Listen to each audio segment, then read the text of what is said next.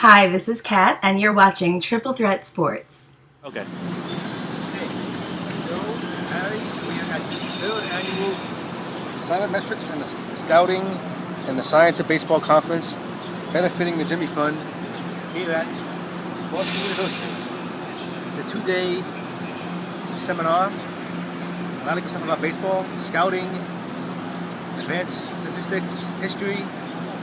We've already met a legal league veteran, so going back in now after lunch, we're going to hear a lot more.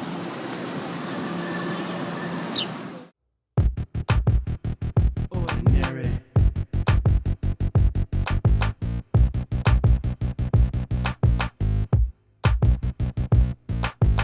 I'm a red or cranberry, something ordinary. Keep your dreams hold steady.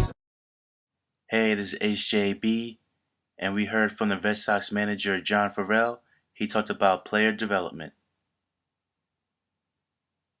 Information that you all provide or is in this sabermetric world or the stats world probably is rehearsed a little bit in advance of the start of the game. And the reason why it is, I mean, think about being in the dugout and you've got probably anywhere from 5 to 10 seconds to make a certain decision, or I've got to give some lead time to a pinch hitter an inning or two ahead of time.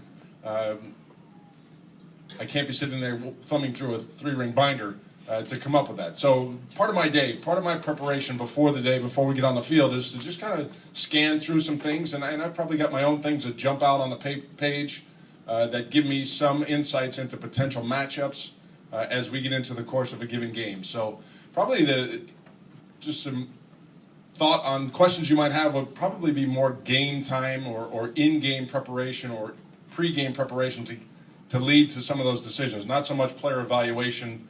We'll look at some certain things as far as players' performance, and maybe does that give us some guidance to what we need to address fundamentally or mechanically with an individual player. But for the purposes of this, I would say there's probably more possible game strategy, game decisions, information that you all provide or is in this sabermetric world or the stats world probably is rehearsed a little bit in advance of the start of the game. And the reason why it is... even Dr. Andrews and me would say, don't throw curveballs until your growth plates are closed, and the easiest way to say it was, don't throw a curveball till you're old enough to shave, is what we used to say.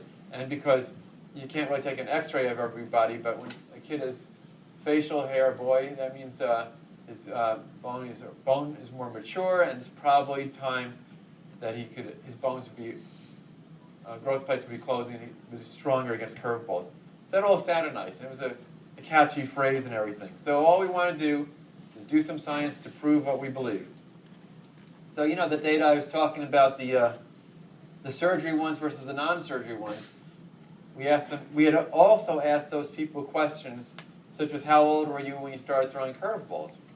And the injured kids, the ones who had elbow or shoulder surgery, started throwing curveball on average at age 13, which on average was 1.7 years before they started shaving. Okay, all right, good.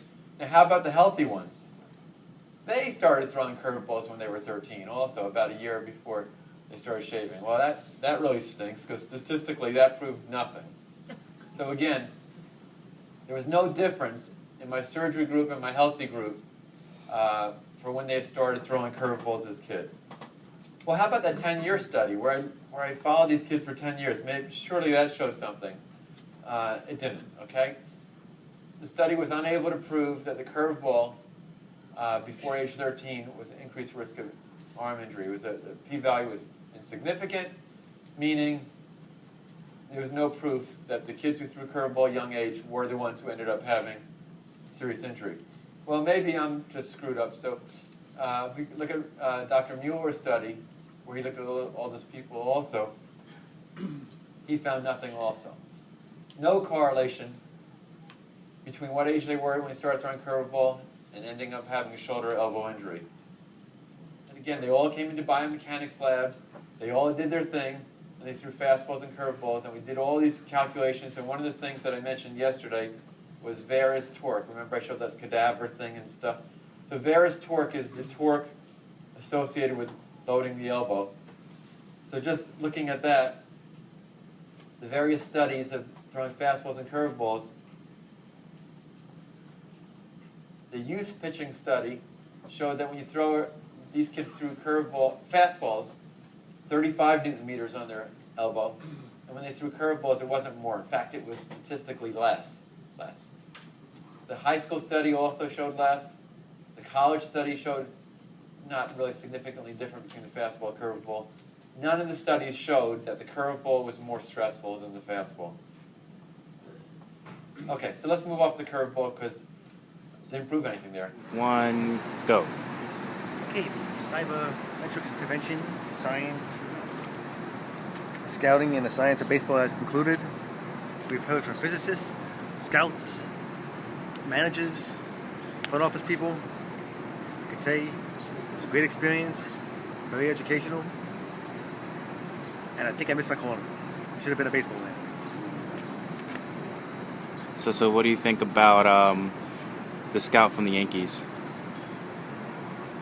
Well, the Yankees front system sucks, so maybe he isn't that good, but he did say the right thing about my man Noah Syndergaard. He said, yeah, I got good reports about him.